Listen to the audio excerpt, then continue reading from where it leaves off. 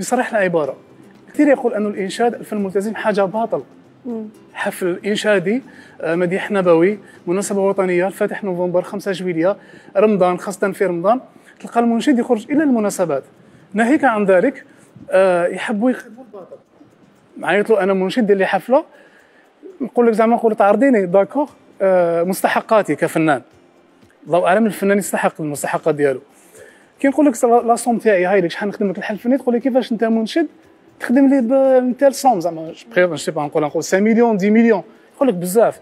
بصح با كونتر انت كي تجيب واحد مغني تاع راي بلا ما نحكوا سون برونونسي لي نون دو لي بيرسون وبلا ما نحكوا الرساله تاعهم كيفاش دايره، يقولوا 20 مليون نمدوا 20 مليون. بصح الكلمه الهادفه الملتزمه خاصه في الاونه الاخيره اصبحنا نتعامل مع دي اوركسترا، يعني عازفين موسيقيين، ننتقي كلمات الالحان كبار الملحنين هنا في الجزائر وخارج الوطن. نسمع صوت شباب، اداء شباب، موسيقى شابه، موسيقى شابه، حاجه شابه. ودخلنا في المودرن ديجا.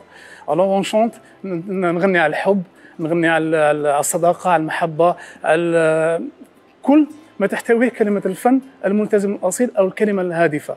الوغ كيفاش المنشد او الفرقه الانشاديه تقيم نفسها بحد ذاتها؟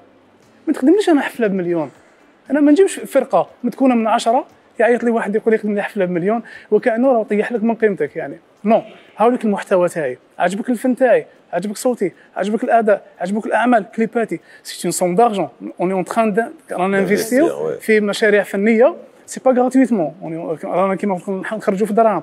الوغ انت على الاقل تقيمني وتقيم المجهودات تاعي واعمالي الفنيه وتعطيني حقي ونجي نخدم لك بسعر معقول، مش سعر هابط وين تطيح لي من قيمتي وقيمه الفن الملتزم. ولهذا ذكرت في احد التصريحات قلت لازم المنشد يقيم نفسه باش يقيمه الناس.